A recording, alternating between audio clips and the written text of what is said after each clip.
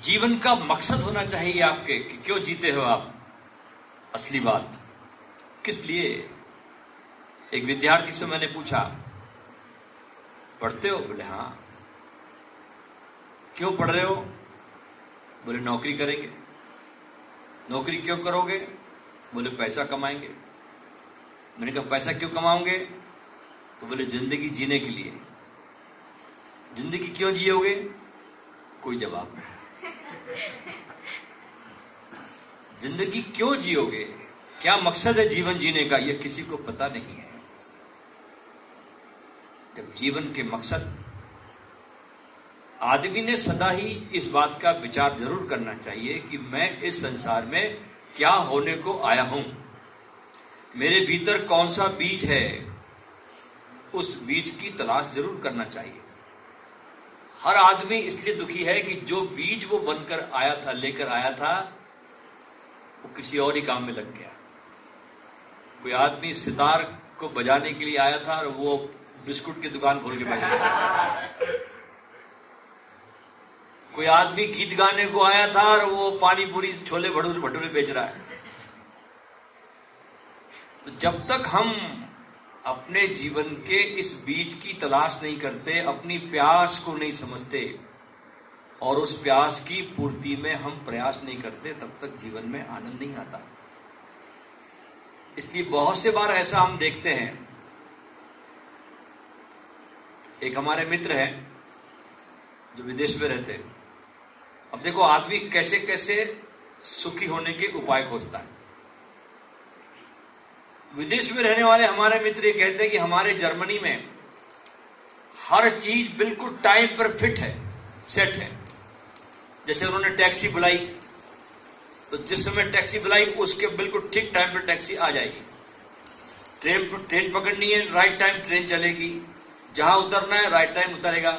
तो हमारे मित्र कहते हैं कि जीवन में कोई भी इसमें एडवेंचर नहीं है, हर चीज फिक्स है, तो जीवन में कोई रस नहीं आता।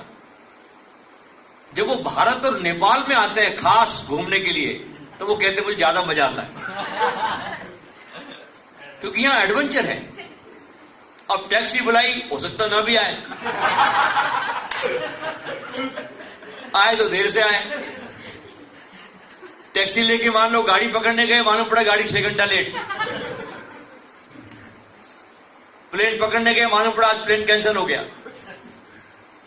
तो यहां एडवेंचर है, अगले पल क्या होगा कुछ पता नहीं। कहां बस रुक जाती है, कहां पंक्चर हो जाती है, कहां इंजन फेल हो जाता है, कुछ पता नहीं। तो वो अक्सर इधर घूमने आते हैं, कहते हैं कि इधर हमारे को एडवेंचर मिलता है, सदा ही एडवेंचर होता। अब पता नहीं क्या अगले क्षण में होने वाला है। और हमारे देश में कोई एडवेंचर नहीं, हर चीज फिक्स है। हमको पता है अगले पल में क्या होने वाला है, अगले पल क्या होने वाला है, हमको सब पता है। और हर आदमी के जीने का अलग अलग ढंग होता है, एटीट्यूड होता है। जैसे अभी विज्ञान ने पूरे संसार के लोगों का एटीट्यूड का अध्ययन किया है कि हर आदमी का, हर देश के व्यक्ति का एटीट्यूड कैसा होता है जीवन के प्रति। जैसे उन्होंने अध्ययन किया कि अगर अमेरिका में लाइट चली जाए, जैसे हमारा बिजली गई थी भी, अमेरिका में कभी लाइट चली जाए तो वहां का आदमी तुरंत इलेक्ट्रिसिटी बोर्ड को फोन करता है और जल्दी लाइट ठीक करने के लिए निवेदन करता है, वहां नियम है। दूसरी तरफ जापान का आदमी जब घर में लाइट चली जाती है तो वो स्टूल उठाता है, सबसे पहले अपने घर का फ्यूज चेक करता है कहीं मेरे घर का फ्यूज तो नहीं गया। लेकिन भारत और नेपाल का आदमी जब लाइट चली जाती है तो खिड़की खोल के देखता है कि मेरी गई कि दूसरों की भी गई।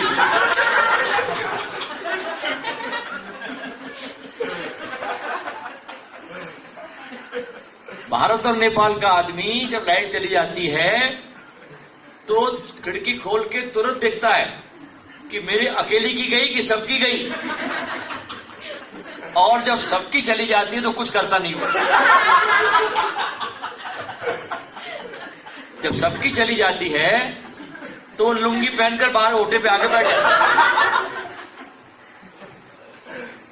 ऐसा उन्होंने पूरे विश्व के लोगों का अध्ययन किया।